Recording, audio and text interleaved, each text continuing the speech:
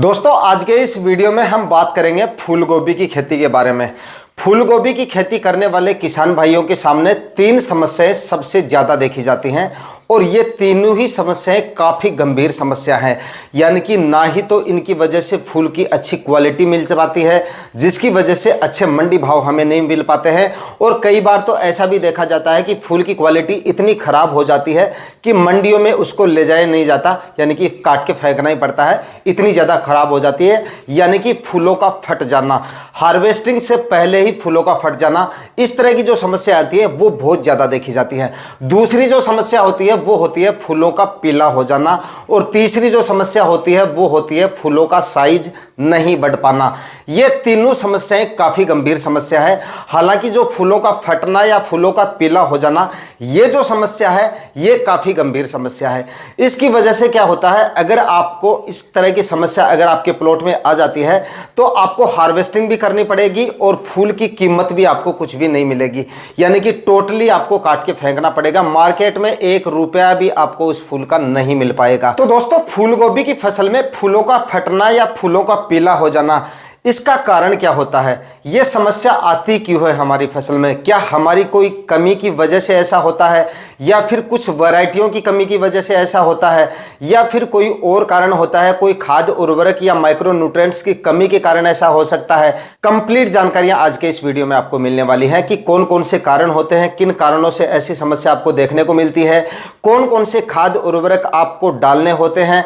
Complete जानकारियां आज के इस वीडियो में आपको मिलेंगी। तो दोस्तों, आज का ये वीडियो आपको लास्ट तक वॉच करना है। चैनल पे नए हैं या सब्सक्राइब नहीं किया है तो चैनल को सब्सक्राइब करके नोटिफिकेशन बेल को ऑन करना ना भूलें, ताकि समय समय पे आपको खेतीबाड़ी से रिलेटेड वीडियोस मिलते रहें। नमस्कार दोस्तों, मेरा नाम है सुरेश और आप देख रहे हैं खेत किसान झुंझुनू। तो दोस्तों, अगर आपको अपनी फूलगोभी की फसल में इस तरह की समस्या देखने को मिल रही है तो इसके मुख्यतः 4 कारण होते हैं, जिनकी वजह से आपकी फूलगोभी में फूल जो है वो फटने लगते हैं, या फूल पीले होने लगते हैं, या फूलों की साइज ठीक से नहीं बन पाती है। इन 4 विषयों पे अगर आपने काम कर लिया तो इस तरह की जो समस्या है वो आपको बिल्कुल भी देखने को नहीं मिलेगी। 4 कौन कौन से कारण हैं वो भी बताऊंगा, और साथ में उनके उपाय भी मैं आपको बताता जाऊंगा कि कौन कौन से कारण हैं और क्या क्या उनके आपको उपाय करने हैं, कौन कौन से खाद्य उर्वरक डालने हैं। यानी कि अगर खाद्य उर्वरकों की कमी की वजह से या पोषक तत्वों या माइक्रो न्यूट्रिएंट्स की कमी की वजह से ऐसा होता है, तब आपको कौन कौन से स्टेप लेने हैं। तो नंबर 1 पर बात करते हैं सबसे पहले कारण की, अचानक से मौसम में होने वाले बदलाव के कारण इस तरह की समस्या आपको देखने को मिल सकती है। यानी कि जैसे टेम्परेचर अभी नॉर्मल चल रहे हैं, अचानक से अगर टेम्परेचर बढ़ जाते हैं, कई बार आपने देखा होगा कि बादलवाई वगैरह अगर हो जाती है, बादल वगैरह 2-3 दिन तक लगातार छाए रहते हैं, तो इस तरह की समस्या आपको देखने को मिलती है। यानी कि फूल आपके फटने शुरू हो जाते हैं।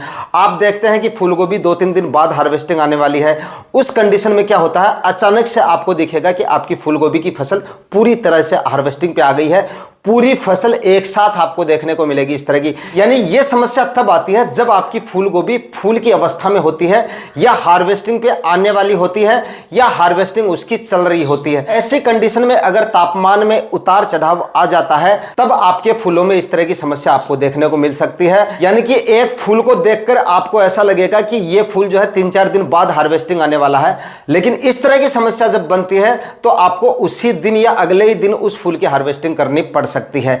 तो इस तरह की समस्या मौसम की वजह से आती है नंबर 1 पे, तो जिसका कोई इलाज नहीं है, सिर्फ यही इलाज है कि आपको जल्दी जल्दी अपना माल निकाल लेना है, हार्वेस्टिंग जो है वो अपनी जल्दी जल्दी करनी है। आपको ऐसा लगे कि जिस फूल की या जिस फसल की हार्वेस्टिंग कल होने वाली है, उसकी हार्वेस्टिंग आपको आज ही कर लेनी है। सबसे अच्छा उपाय तो इसका यही है, इसका और कोई उपाय नहीं है।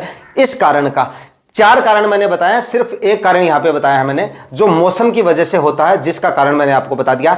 यह समस्या सबसे ज्यादा अगेती फूलगोभी की फसल जो होती है उसमें ज्यादा देखी जाती है। बाद में जो पछेती फूलगोभी होती है, जो सर्दियों में चलती है, उसमें भी बादलवाई वगैरह बनती है, तो टेम्परेचर में काफी ज्यादा सुधार हो जाता है उस समय, तो उन फसलों में भी ये समस्याएं देखने को मिल सकती है। तो मौसम में होने वाले बदलाव की वजह से अगर इस तरह की समस्या आती है, तब तो आपको और कुछ नहीं करना, सिर्फ हार्वेस्टिंग पे ध्यान रखना है। जल्दी जल्दी, जितना जल्दी हो सके उतना जल्दी आपको अपना माल निकालना है। दूसरा कारण क्या है इसका, इस पे आप जो है पूरी तरह से अपना कंट्रोल कर सकते हैं। पहला कारण था मौसम की वजह से, जिस पे हम कोई ज्यादा ज़्यादा कंट्रोल नहीं कर पाते हैं, लेकिन इस पे आप पूरी तरह से कंट्रोल कर पाएंगे। और ये कारण होता है अपनी फूल गोभी में ज़्यादा नाइट्रोजन खादों का इस्तेमाल करने की वजह से भी फूलों में फटने वगैरह की समस्या देखने को मिल सकती है। हम तो लगातार फूल गोभी में अनाप शनाप यूरिया डालते हैं, फिर भी अच्छा उत्पादन मिलता है और फूल की क्वालिटी तो काफ़ी गजब मिलती है। तो भाई मेरे, मैं आपको बता दूं, तो हो सकता है आपके खेतों में पहले से नाइट्रोजन की कमी होगी। हो सकता है जितनी कमी आपके खेतों में नाइट्रोजन की है, बाकी किसान भाइयों के खेतों में उतनी कमी नहीं होगी नाइट्रोजन की। इस वजह से ज़्यादा नाइट्रोजन खादों का अगर आप इस्तेमाल करेंगे तो आपको इस तरह की समस्या देखने को मिल सकती है। कई बार किसान भाई क्या करते हैं, बेसल डोज में 25-30 केजी जो है यूरिया खाद डाल देते हैं, उसके बाद में पहली निराई गुड़ाई करते हैं तो उसमें 25-30 केजी यूरिया खाद डाल देते हैं, और उसके बाद में जब फूल की अवस्था में आती है तब जल्दी हार्वेस्टिंग लेने के लिए या जल्दी से अपनी फूलगोभी को तैयार करने के लिए, अच्छी ग्रोथ के लिए फिर से उसमें जो है नाइट्रोजन खाद डाल देते हैं, यानी कि यूरिया का छिड़काव कर देते हैं। और अगर आपके खेत में पहले से यूरिया की कमी नहीं है, नाइट्रोजन की कमी नहीं है, तो डेफिनेटली आपकी फूलगोभी की फसल में फूलों के फटने की समस्या देखने को मिल सकती है, जिसका कंट्रोल मैंने आपको बता दिया है। साथ ही कंट्रोल भी आपको बता दिया है कि किस तरह से आपको कंट्रोल कर सकते हैं, यानी कि सीमित मात्रा में आपको यूरिया खादों का इस्तेमाल करना है अपनी फूलगोभी की फसल में। जितनी जरूरत हो उतनी ही यूरिया डालेंगे तो आपको उत्पादन भी अच्छा मिलेगा और उत्पादन की क्वालिटी भी आपको काफी शानदार मिलेगी। तीसरा जो कारण है वो है सही समय पर सही वैरायटियों का सिलेक्शन नहीं करना।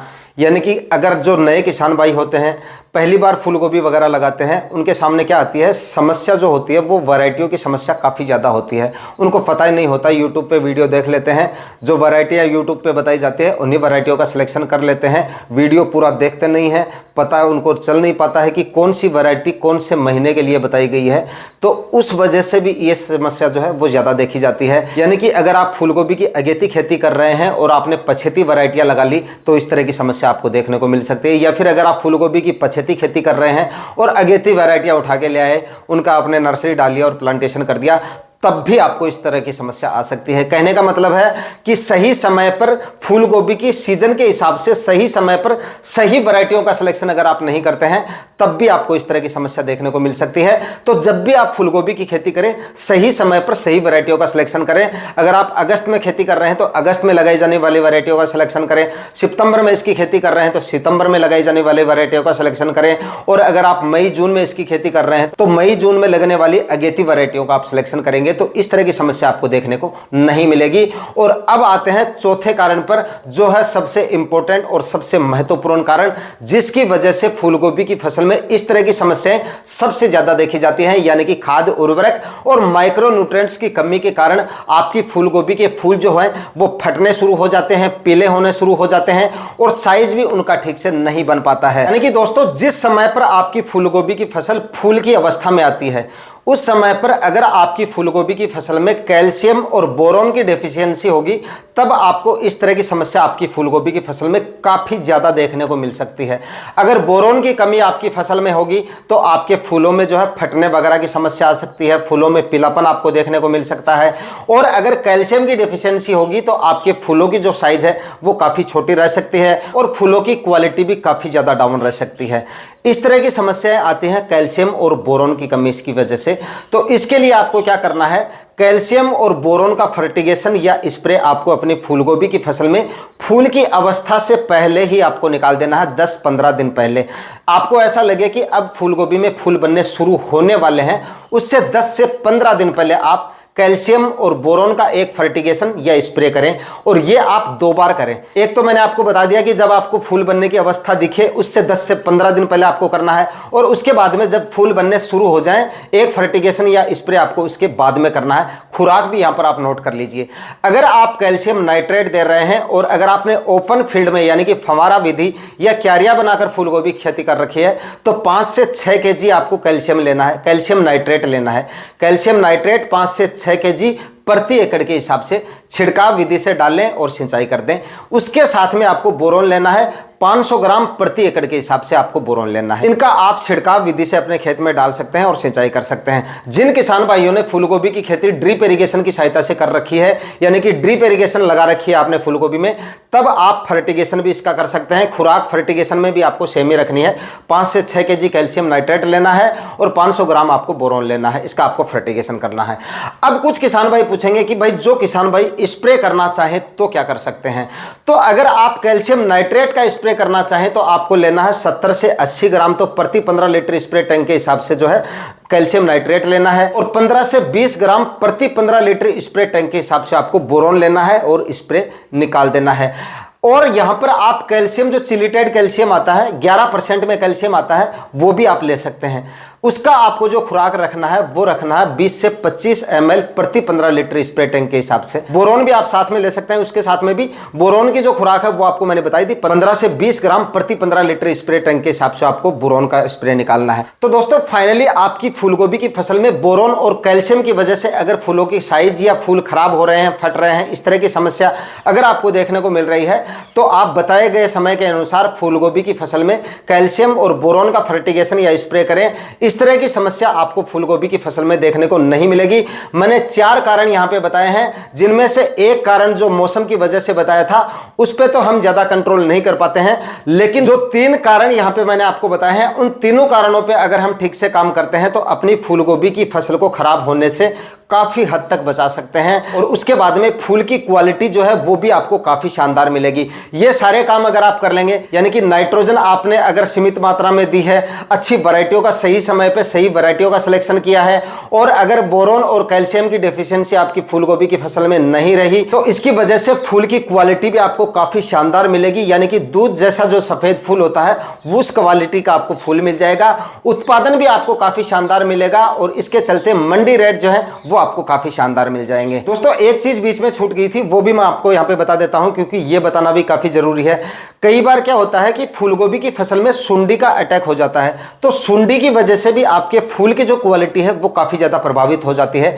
तो सुंडी का प्रकोप अगर आपको दिखे तो आप एमामेक्टिन बेंजोएट आप जो है 10 ग्राम प्रति 15 लीटर स्प्रे टैंक के हिसाब से स्प्रे निकाल देंगे, तो सुंडी का कंट्रोल जो है फूलगोभी की फसल में हो जाएगा। और इस तरह की समस्या, सुंडी की वजह से अगर फूल खराब हो रहे हैं तो वो समस्या आपको देखने को नहीं मिलेगी। और कई बार फफूंद जनित रोगों के प्रकोप की वजह से भी फूल की क्वालिटी डाउन हो जाती है, यानी फूल में जो है अधिक मॉइस्चर वगैरह जब रहता है, बारिश वगैरह लगातार होती रहती है, या वातावरण में नमी लगातार बनी रहती है, ज्यादा मॉइस्चर वगैरह होता है, तब भी फूल में जो है फंगस वगैरह की समस्या आ सकती है। उसकी वजह से भी कई बार जो है फूल की क्वालिटी डाउन हो सकती है। तो फंगीसाइड का जब भी आप स्प्रे निकालें, बदल बदल कर 1-2 फंगीसाइड का स्प्रे आप निकालते रहेंगे तो यह समस्या भी आपको देखने को नहीं मिलेगी।